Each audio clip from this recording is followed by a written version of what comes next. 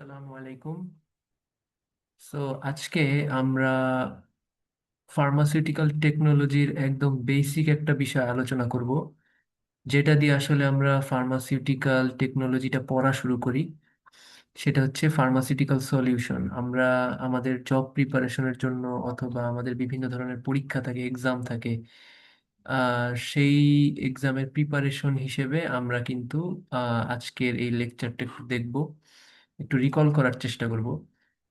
So আমরা আসলে এই প্রেজেন্টেশন বা এই লেকচারে কি কি বিষয়গুলো আলোচনা করব। সো প্রথমে আমরা দেখব যে আমরা বেসিক নিয়ে একটু আলোচনা করব, যে সলিউশন জিনিসটা কি, সলিউটটা কি, সলভেন্ট কি, কেন এটাকে ওয়ান ফেজ বলা হচ্ছে, এই সমস্ত বেসিক বেসিক বিষয়গুলো নিয়ে আমরা আলোচনা করব। দেন আমরা সলিউশন এবং লিকুইড ডোজেজ ফর্মের কিছু ক্লাসিফিকেশন দেখব। দেন আমরা সিরাপ নিয়ে আলোচনা করব। একটা সলিউশন আমরা কিভাবে বানাতে পারি, সেটার ফর্মুলেশনটা কি, সেটা নিয়ে আমরা আলোচনা করব। দেন আমরা এটার স্টেবিলিটি, কন্টামিনেশন, প্রিজারভেটিভস এগুলো নিয়ে আলোচনা করব। এবং লাস্টলি আমরা এটার যে কোসলভেন্ট কেন ইউজ করি, এটার পিএইচটা আমরা কিভাবে মেনটেন করতে পারি, মাইসেলি বা কমপ্লেক্সেশন বা একটা সলিউশনের সলিবিলিটিটাকে আমরা কিভাবে বাড়াতে পারি, সেটা নিয়ে কিন্তু আমরা আলোচনা করব। সো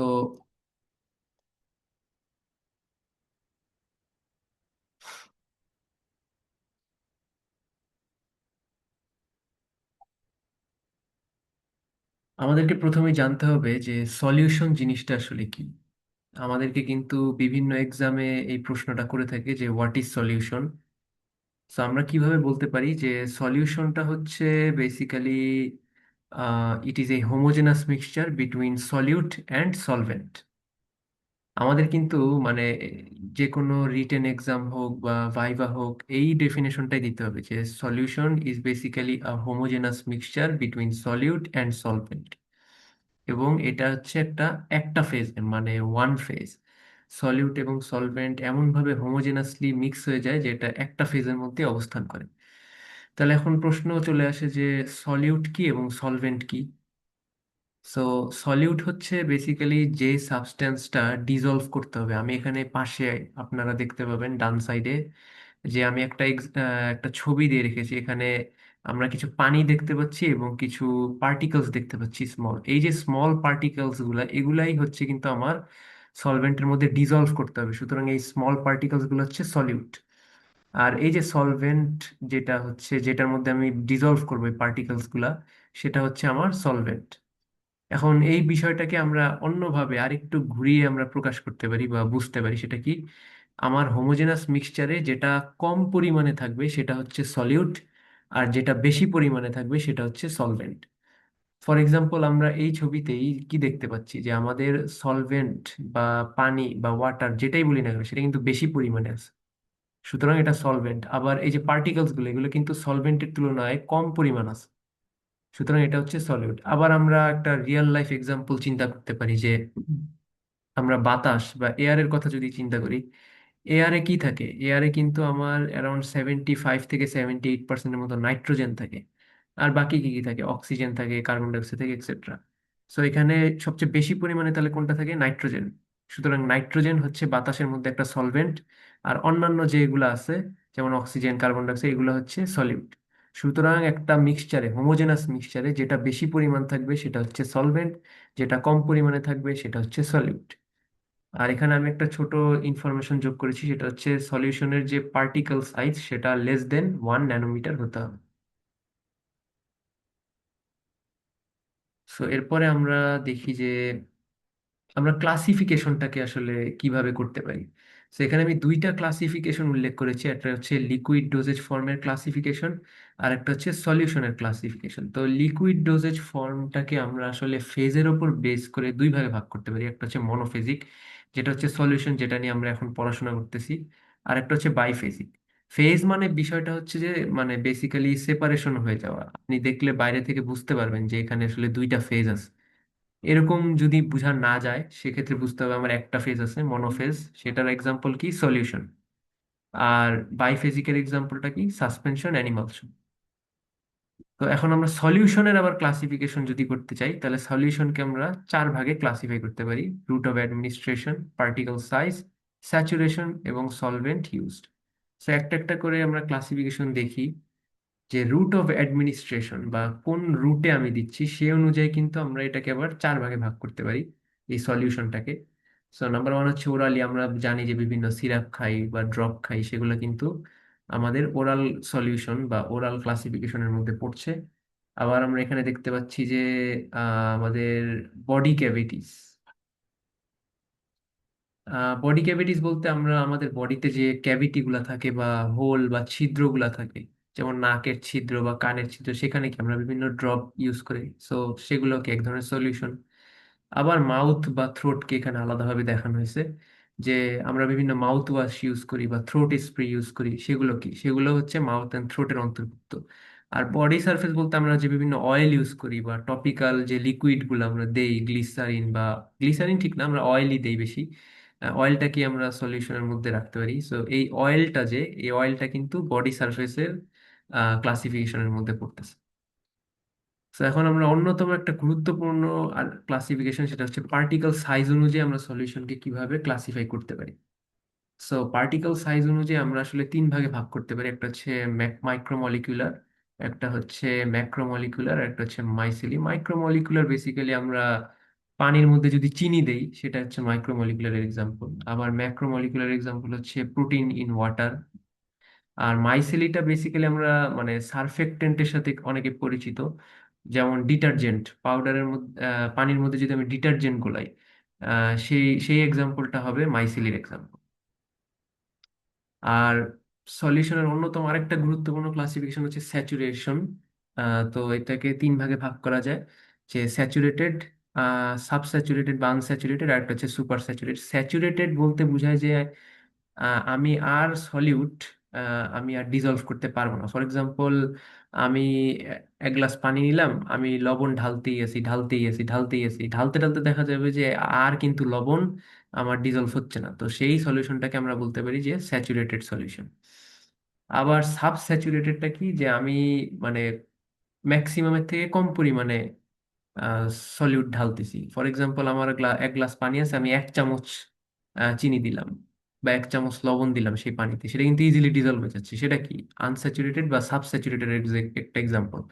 আবার এই স্যাচুরেটেড বা ম্যাক্সিমাম ডিজলভিং যে সলিউশনটা আছে, সেই সলিউশনটাকে আমি যদি আবার হিট দেই, কন্টিনিউয়াসলি হিট দিলে কি হবে, হিট দিলে আস্তে আস্তে আমার ডিজলভের পাওয়ারটা বাড়বে, সলিউট গুলা ডিজলভ হতে থাকবে, তখন কিন্তু আবার সেটা সুপার স্যাচুরেটেড হয়ে যাবে। সো এটা একটা ইম্পর্টেন্ট ক্লাসিফিকেশন, যে আমাদের স্যাচুরেশনের উপর বেস করে কিন্তু সলিউশনকে তিন ভাগে ভাগ করা যায়, যে স্যাচুরেটেড, সুপার স্যাচুরেটেড অ্যান্ড সাবস্যাচুরেটেড বা আনস্যাচুরেটেড আমরা বলতে পারি। আর লাস্টলি আরেকটা গুরুত্বপূর্ণ ক্লাসিফিকেশন হচ্ছে যে কি ধরনের সলভেন্ট আমরা ইউজ করতেছি। সো সলভেন্টের উপর বেসিস করে কিন্তু আমরা বেসিক্যালি দুই ভাগ ভাগ করতে পারি, একটা হচ্ছে অ্যাকোয়াস সলিউশন, নন অ্যাকোয়াস সলিউশন। অ্যাকোয়াসে অবশ্যই আমাদের সলভেন্ট হিসেবে কি ওয়াটার থাকবে, যেমন পানির মধ্যে যদি আমি চিনি গুলাই, সেটা কি একটা অ্যাকোয়াস সলিউশন। আর নন অ্যাকোয়াস সলিউশন আমরা নাম থেকেই বুঝতে পারতেছি যে সলভেন্ট হিসেবে আমরা কোনো ওয়াটার ইউজ করব না। ওয়াটার ছাড়া আমাদের যে নন অ্যাকোয়াস সলভেন্ট গুলো আছে, যেমন মিথানল আছে, ইথানল আছে, বেনজিন আছে, কার্বন টেট্রাক্লোরাইড আছে, এক্সেট্রা, সেগুলো আমরা কিন্তু ইউজ করব নন অ্যাকোয়াস সলিউশনের ক্ষেত্রে। এবং এখানে কয়েকটা এক্সাম্পল, ড্রাগের এক্সাম্পল দেওয়া আছে, যে ডায়াজিপাম ইনজেকশন বা ফেনোবারবিটাল ইনজেকশন, এরকম। সো সলিউশনের বিভিন্ন সময় দেখা গেছে যে অ্যাডভান্টেজ ডিসঅ্যাডভান্টেজ আমাদের রিটেন এক্সামে আসতে পারে।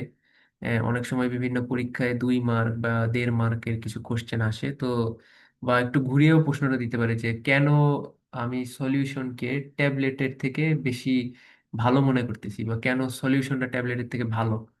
এটা ভালো, এটা আমরা অ্যাডভান্টেজ হিসেবে দেখতে পারি যে কম্পেয়ার টু ট্যাবলেট, সলিউশন কিন্তু ইজিয়ার ওরাল অ্যাডমিনিস্ট্রেশন শো করে। মানে আমার ওরাল অ্যাডমিনিস্ট্রেশনটা কিন্তু ইজি কম্পেয়ার টু ট্যাবলেট। আবার দেখা গেছে যে ট্যাবলেটে যেরকম আমার ডিসইন্টিগ্রেশন হওয়া লাগতেছে, সলিউশনে কিন্তু আমার ডিসইন্টিগ্রেশন হওয়া লাগতেছে না। ডিসইন্টিগ্রেশন মানে কি, আমার ট্যাবলেটটা ভেতরে যাবে, তারপরে সেটা ভাঙবে, তারপর সেটা অ্যাক্টিভিটি শো করবে, কিন্তু সলিউশনে কিন্তু আমার এরকম কোনো দরকার হচ্ছে না। আর লাস্টে হচ্ছে আমার হোমোজেনাস সিস্টেম। বেসিক্যালি আমরা তো ডেফিনেশন থেকে দেখেই আসলাম যে solution is a homogeneous mixture between solute and solvent.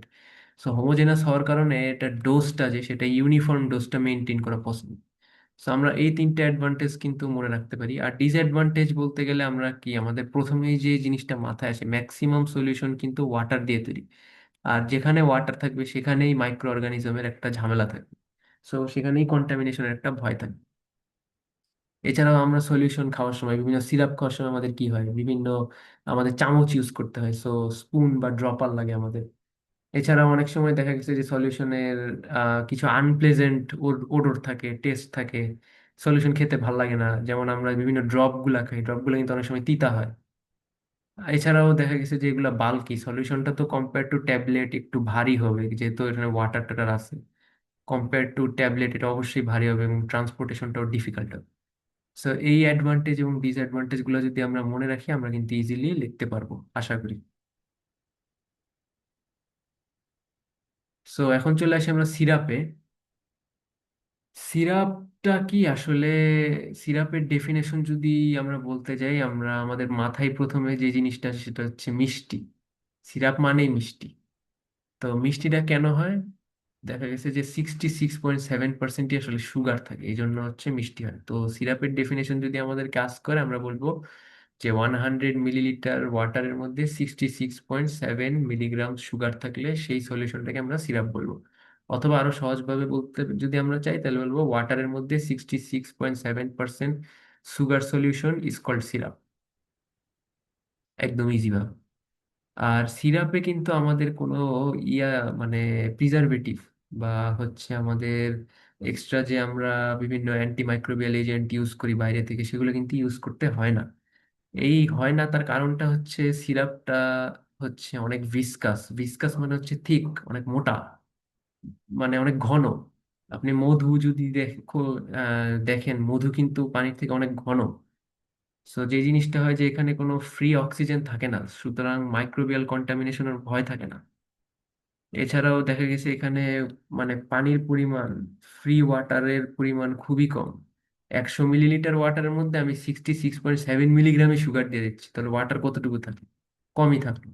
এই ওয়াটার কম থাকার কারণে দেখা গেছে যে মাইক্রোবিয়াল গ্রোথটা মানে খুব একটা কিন্তু হয় না। এই জন্য সিরাপে আমাদেরকে আলাদা করে প্রিজারভেটিভ ইউজ করতে হয় না। এটা কিন্তু একটা গুরুত্বপূর্ণ প্রশ্ন যে সিরাপে কেন প্রিজারভেটিভ লাগে না। তো আশা করি বিষয়টা ক্লিয়ার হয়েছে। এখন সিরাপ প্রিপারেশনের ফ্লো চার্টটা আমরা যদি একটু লক্ষ্য করি, যে আমাদের পিউরিফাইড ওয়াটারের সাথে সুক্রোজ আমরা অ্যাড করব, দেন এটাকে হিট দিব যাতে সুক্রোজটা ধীরে ধীরে ডিজলভ হয়ে যায়। তো ডিজলভ হওয়ার পর আমরা এটাকে ঠান্ডা করব, ঠান্ডা করার পরে আমরা পর্যাপ্ত পরিমাণে পানি দিব যাতে আমাদের যে ডিজায়ার্ড ওয়েটটা, ফর এক্সাম্পল আমি 100 মিলিলিটার করতে যাচ্ছি, তো ওই পর্যন্ত আমি পানি দিব।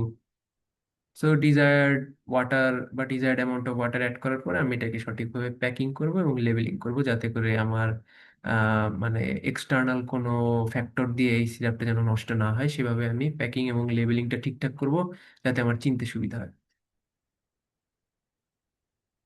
তো সিরাপ যেহেতু আমরা প্রিপারেশনটা দেখলাম, সলিউশনটাও কিভাবে প্রিপারেশন করে সেটা আমরা একটু দেখি। সলিউশন বেসিক্যালি আমরা হিটের মাধ্যমে প্রিপেয়ার করে থাকি, অ্যাজিটেশনের মাধ্যমে। অ্যাজিটেশন মানে স্টার করা বা শেক করা। এই শেকিং এর মাধ্যমে আমরা প্রিপেয়ার করে থাকি।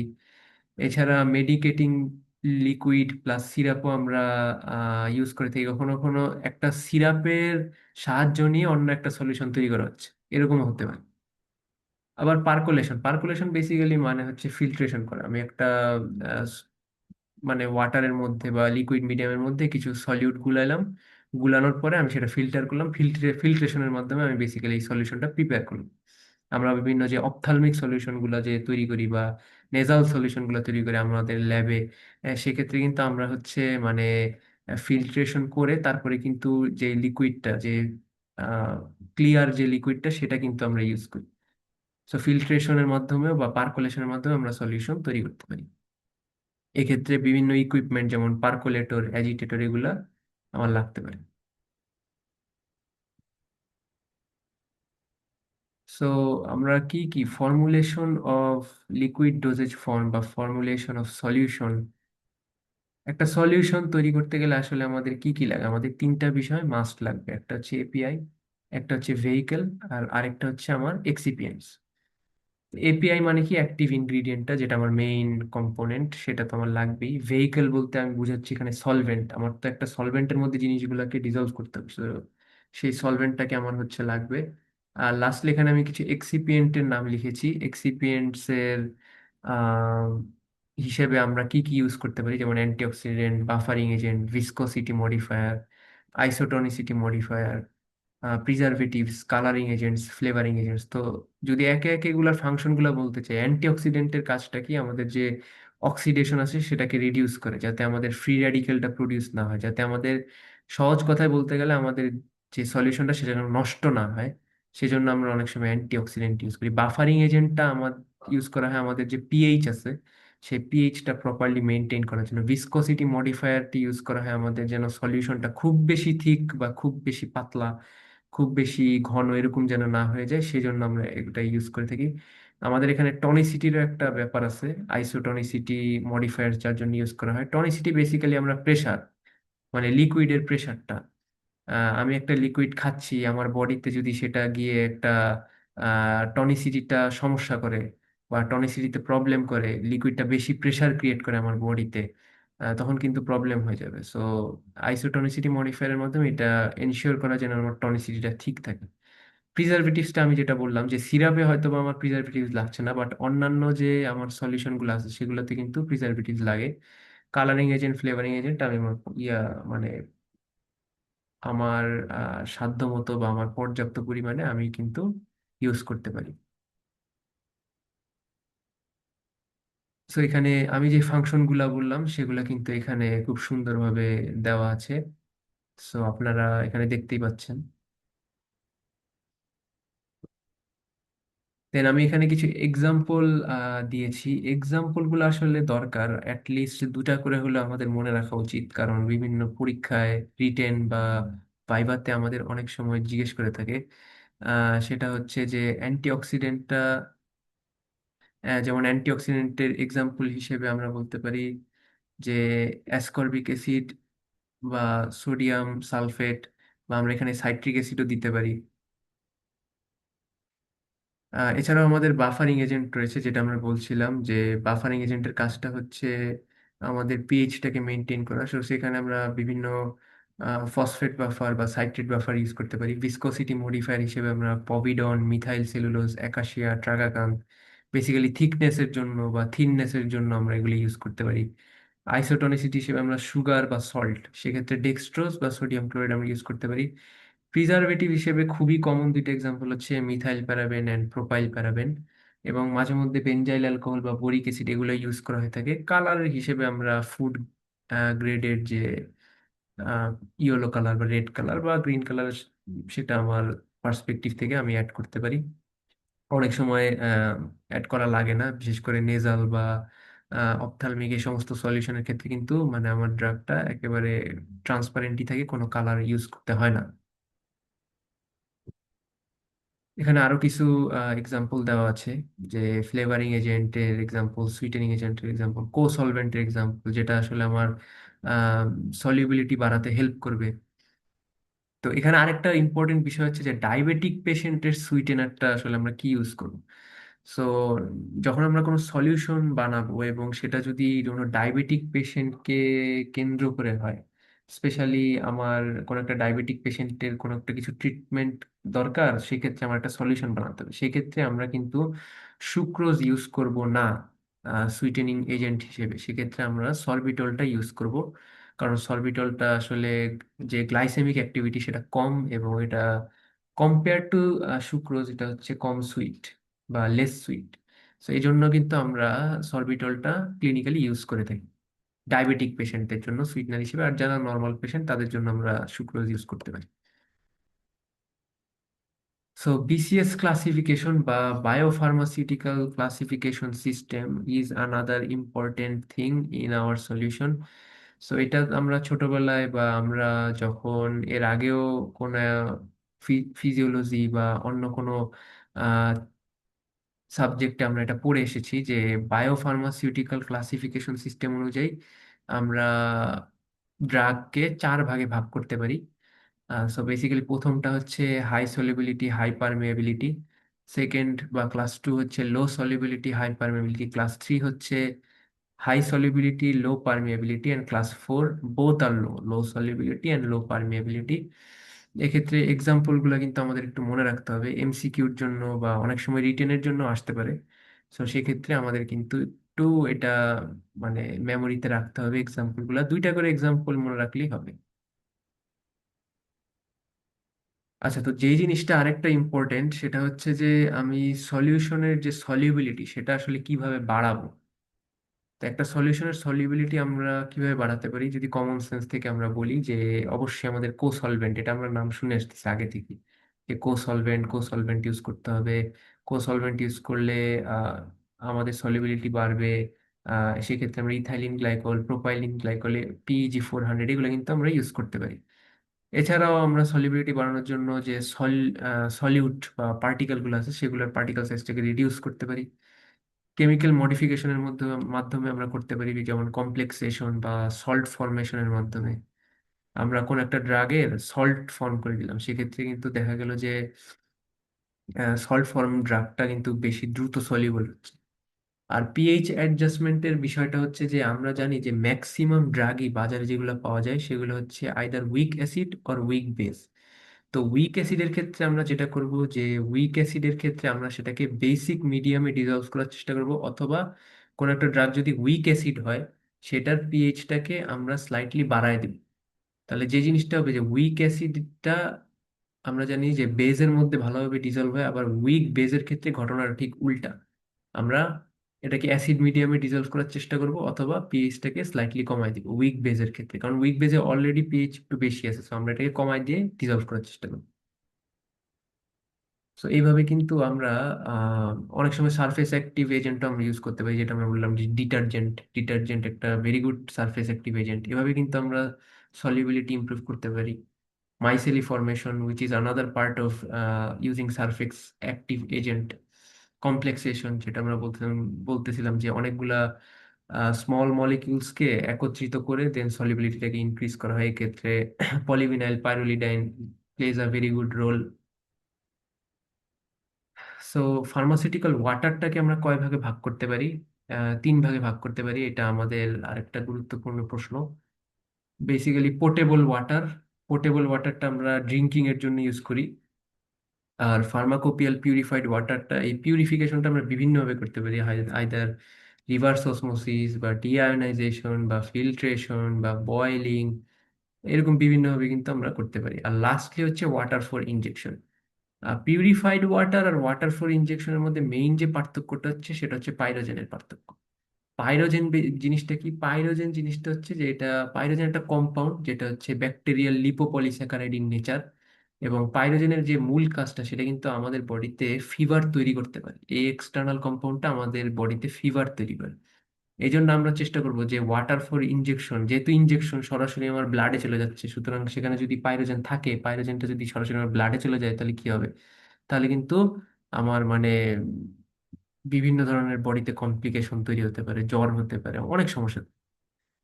সুতরাং পিউরিফাইড ওয়াটারে হয়তো বা পাইরোজেন থাকতে পারে বা থাকে, কিন্তু ওয়াটার ফর ইনজেকশনে আই হ্যাভ টু এনশিওর যে কোনো ধরনের যেন পাইরোজেন না থাকে, কোনো ধরনের পাইরোজেন ওয়াটার ফর ইনজেকশনে থাকে। So basically portable water, purified water and water for injection, এই তিনটা হচ্ছে আমার ফার্মাসিউটিক্যাল ওয়াটারের ক্লাসিফিকেশন। সো আমরা আরেকটু নন অ্যাকোয়াস সলিউশন নিয়ে কথাবার্তা বলি, যে নন অ্যাকোয়াস সলিউশনে আসলে আমরা কেন নন অ্যাকোয়াস সলিউশনটা প্রিফার করব। তো অনেক সময় দেখা গেছে যে কিছু কিছু ড্রাগ আছে যেগুলা ওয়াটারে আসলে ডিজলভ হয় না, সেক্ষেত্রে আমরা নন অ্যাকোয়াস সলভেন্ট গুলো ইউজ করি। আবার কখনো কখনো ইন্ট্রামাস্কুলার ইনজেকশনের স্লো রিলিজটা দরকার হয়, সেক্ষেত্রে আমরা নন অ্যাকোয়াস সলিউশনটি ইউজ করে থাকি। নন অ্যাকোয়াস সলিউশন হিসেবে আমরা বিভিন্ন অয়েল যেগুলো আছে, যেমন fixed oil, maids oil, soya oil, cotton seed oil, castor oil, এছাড়া বিভিন্ন অ্যালকোহল আমরা দেখে আসছি এর আগেও যে ইথানল, মিথানল, প্রোপাইলিন গ্লাইকল, এগুলো আমরা ইউজ করে থাকি। Methanol, ethanol, hexane, benzene, toluene, etcetera. আর এছাড়াও কিছু কিছু রেয়ার কেস আছে বা রেয়ার ড্রাগ আছে যার জন্য আমরা আসলে ডিফারেন্ট নন অ্যাকোয়াস সলভেন্ট ইউজ করে থাকি। ফর এক্সাম্পল, আমরা যদি একটু দেখি যে এই যে পলিহাইড্রিক অ্যালকোহল, পলিহাইড্রিক বা প্রোপাইলিন গ্লাইকল কিন্তু অনেক সময় সরাসরি ইউজ করা হয় না, যেটা আমরা পড়ে এসেছি যে কো সলভেন্ট হিসেবে কিন্তু আমরা ইউজ করি সলিবিলিটি বাড়ানোর জন্য। আর গ্লিসারল আর গ্লাইকলের মধ্যে এখানে আমি ছোট করে একটা পার্থক্য বেসিক্যালি দিয়েছি, যেটা হচ্ছে আমাদের মানে স্ট্রাকচারালি পার্থক্য। গ্লাইকলে ইউজুয়ালি দুইটা হাইড্রক্সিল মলিকিউল থাকে, বা দুইটা হাইড্রক্সিল মলিকিউল থাকে, আর হচ্ছে গ্লিসারলে তিনটা হাইড্রক্সিল মলিকিউল থাকে। এটাই হচ্ছে গ্লাইকল আর গ্লিসারলের মেইন পার্থক্য। আর যে স্পেশাল কেসগুলো বলতেছিলাম, যে এই যে ডিএমএসও বা ডাইমিথাইল সালফোক্সাইড, এটা কিন্তু একটা গুরুত্বপূর্ণ non aqueous solvent for veterinary drugs. Veterinary drugs বা পশু পাখির জন্য যে ড্রাগস গুলো আমরা বানাবো, ফার্মাসিস্টরা বিভিন্ন জায়গায় যে বানাবে, সেক্ষেত্রে কিন্তু তাদেরকে ডিএমএসওটা ইউজ করতে হবে। এছাড়া আমরা টপিক্যাল যে প্রোডাক্টগুলো ইউজ করি বা টপিক্যাল যে সলিউশনগুলো ইউজ করি, সেক্ষেত্রে কিন্তু আমার লিকুইড প্যারাফিনটা দরকার হয়। আর আইসোপ্রোপাইল এস্টার এবং আইসোপ্রোপাইল মাইরিস্টেট, আইসোপ্রোপাইল পালমিটেট, এগুলা কিন্তু মানে আমাদের কসমেটিক প্রোডাকশনের ক্ষেত্রে হেল্প করে থাকে। আর গ্লাইকোফিউরলটা সবার শেষে আমি লিখেছি যে আমাদের যে মাসেলে ইনজেকশনগুলো দিতে হয়, সেক্ষেত্রে কিন্তু সেই সলভেন্টটা গুরুত্বপূর্ণ। তো এগুলো কিছু স্পেশাল কেস, এগুলা খুব একটা এক্সামের জন্য ইম্পর্টেন্ট না। আমি জাস্ট এটা মানে বোঝানোর জন্য বা ইনফরমেশনটা শেয়ার করার জন্য আপনাদের এই স্লাইডে আর কি তুলে ধরলাম। সো একটা সলিউশন আসলে কিভাবে কন্টামিনেটেড হতে পারে, বা কিভাবে তার মধ্যে আহ, সমস্যা বা জীবাণু এগুলো ঢুকতে পারে, কন্টামিনেশন হতে পারে। বেসিক্যালি তিন ভাবে কন্টামিনেশনটা হতে পারে। একটা হচ্ছে র মেটেরিয়াল থেকে, আমি যে র মেটেরিয়াল ইউজ করতেছি সলিউশন বানানোর জন্য, সেটা খারাপ হতে পারে। অনেক সময় ইকুইপমেন্ট থেকে হতে পারে, অথবা আমি যে হ্যান্ডলিং করতেছি বা আমি সলিউশনটা যে বানাচ্ছি, আমার সেই ফার্মাসিস্ট থেকেও কিন্তু বা পার্সোনেল থেকেও কিন্তু কন্টামিনেশনটা ছড়িয়ে যেতে পারে। তো এক্ষেত্রে আমি কি করব? অবশ্যই আমার একটা অ্যান্টিমাইক্রোবিয়াল এজেন্ট বা প্রিজারভেটিভ যেটাকে আমরা বলি, সেটা প্রিজারভেটিভ লাগবে। প্রিজারভেটিভটা অবশ্যই এমন হতে হবে যাতে কোনো ধরনের টক্সিসিটি না শো করে বা কেমিক্যালি স্টেবল থাকে। এবং একটা মেজর ক্রাইটেরিয়া হচ্ছে এটা ব্রড স্পেকট্রাম অ্যান্টিমাইক্রোবিয়াল হতে হবে, মানে এটা লার্জ অ্যামাউন্ট অফ ব্যাকটেরিয়া, বোধ গ্রাম পজিটিভ গ্রাম নেগেটিভ সব ধরনের ব্যাকটেরিয়া যেন মারতে পারে, সেরকম প্রিজারভেটিভ আমার ইউজ করতে হবে। বাট পরিমাণটা হবে খুবই কম। খুব কম পরিমাণে আমরা প্রিজারভেটিভটি ইউজ করব। আর প্রিজারভেটিভের একটা ক্লাসিফিকেশন আমি এখানে তুলে ধরেছি, যে এখানে আমরা অ্যাসিডিক প্রিজারভেটিভ হিসেবে আমরা methyl paraben, propyl paraben, benzoic acid এগুলো ইউজ করে থাকি। মার্কিউরিক ক্লাসিফিকেশন হিসেবে phenyl mercuric acetate, phenyl mercuric nitrate এগুলো ইউজ করা হয়ে থাকে। নিউট্রাল আমরা জানি যে ক্লোরাম বিউটানল বা বেনজাইল অ্যালকোহল, এগুলো কিন্তু নিউট্রাল ক্লাসিফিকেশন। লাস্টে আমাদের আছে হচ্ছে কোয়াটারনারি অ্যামোনিয়াম কম্পাউন্ড, যেটাকে আমরা এক্সাম্পল হিসেবে বলতে পারি বেনজালকোনিয়াম ক্লোরাইড। এই এক্সাম্পলগুলো আমাদের একটু মনে রাখতে হবে এমসিকিউর জন্য, যে হুইচ ইজ এই নিউট্রাল প্রিজারভেটিভ। অবশ্যই বেনজাইল অ্যালকোহল এবং ক্লোরাম বিউটানল এই দুইটা নিউট্রাল। সেই এক্সাম্পলগুলো এমসিকিউর জন্য আমাদের একটু মনে রাখতে হবে। আর বাইরে থেকে আমি আসলে দেখতে পারবো কিনা বা বুঝতে পারবো কিনা যে একটা সলিউশন নষ্ট হয়েছে, হ্যাঁ বোঝা যাবে যে মাইক্রোবিয়াল গ্রোথ হয়েছে কিনা, বা কালারে কোনো চেঞ্জ আসছে কিনা, কোনো প্রেসিপিটেশন পড়ছে কিনা, এগুলা দেখে কিন্তু আমরা সলিউশনের যে আমাদের সলিউশনটা স্টেবল আছে কিনা সেটা আমরা বুঝতে পারবো। সো আমরা আজকের এই লেকচারে যা যা শিখলাম সেটা একটু হালকা ওভারভিউ করে যাই। যে সলিউশনের ডেফিনেশনটা আমরা যে বলতেছিলাম, যে homogeneous mixture between solute and solvent, এবং এটার particle size less than 1 nanometre হতে হবে। আর সিরাপের ডেফিনেশনটা আমরা কি পড়ছিলাম, যে 66.7% সুগার সলিউশন ইন ওয়াটার। আর সিরাপে কেন কোনো ধরনের মাইক্রোবিয়াল গ্রোথ হয় না বা আমাদের প্রিজারভেটিভ ইউজ করতে হয় না, কারণ সিরাপটা থিক ভিসকাস, এর অসমোটিক প্রেশার অনেক হাই, কোনো ফ্রি ওয়াটার থাকে না, বা ফ্রি ওয়াটার যদি থাকেও সেটা কম। মোট কথা, থিক ভিসকাস এবং হাই অসমোটিক প্রেশার এবং পানির পরিমাণটা কম, এই জন্য কোনো ধরনের প্রিজারভেটিভ আমাদের ইউজ করতে হচ্ছে না। আর সিরাপ প্রিপারেশনের জন্য বা সলিউশন প্রিপারেশনের জন্য আমাদের পারকোলেটর, অ্যাজিটেটর এই সমস্ত ইকুইপমেন্টস গুলা লাগে। প্রত্যেকটা অ্যাডিটিভের 2 থেকে 3টে এক্সাম্পল আমাদেরকে একটু মনে রাখতে হবে। ওয়াটার ফর ইনজেকশনে আমরা দেখে আসছি যে আমাদের এই পাইরোজেন ফ্রি থাকতে হবে। প্রিজারভেটিভ ক্রাইটেরিয়াটাকে আমরা কি দেখলাম, যে অবশ্যই ব্রড স্পেকট্রাম অ্যান্টিমাইক্রোবিয়াল বা ব্রড স্পেকট্রাম প্রিজারভেটিভ থাকতে হবে, মানে বোথ গ্রাম পজিটিভ এবং গ্রাম নেগেটিভ ব্যাকটেরিয়াকে সে মারতে সক্ষম হবে, নন টক্সিক হবে এবং নন সেন্সিটাইজিং, এবং কোনো ধরনের স্টেবিলিটিতে প্রবলেম করবে না সেরকম হতে হবে। আর লাস্টলি আমরা একটা সলিউশনের ইনস্টেবিলিটি সাইন্স কিভাবে পর্যবেক্ষণ করতে পারি, যে কালার চেঞ্জ হচ্ছে কিনা বা প্রেসিপিটেশন করতেছে কিনা বা কোনো গ্যাস ফর্ম করতেছে কিনা, মাইক্রোবস বাইরে থেকে দেখা যাচ্ছে কিনা, সেগুলো পর্যালোচনা করে আমরা কিন্তু স্টেবিলিটিটা দেখতে পারি একটা সলিউশনের কি অবস্থা। সো আশা করি আপনারা এই লেকচার থেকে একটু হলেও হেল্প পাবেন, যে আমরা সলিউশন সম্পর্কে আসলে কিভাবে জবের জন্য প্রিপারেশন নিতে পারি বা বিভিন্ন পরীক্ষার জন্য প্রিপারেশন নিতে পারি। এবং আশা করি এই লেকচারের মাধ্যমে আপনাদের যে সলিউশনের সম্পর্কে বেসিক ধারণা বা বেসিকটা একটু হলেও ক্লিয়ার হয়েছে। So please subscribe to my channel. Thank you very much. আসসালামু আলাইকুম।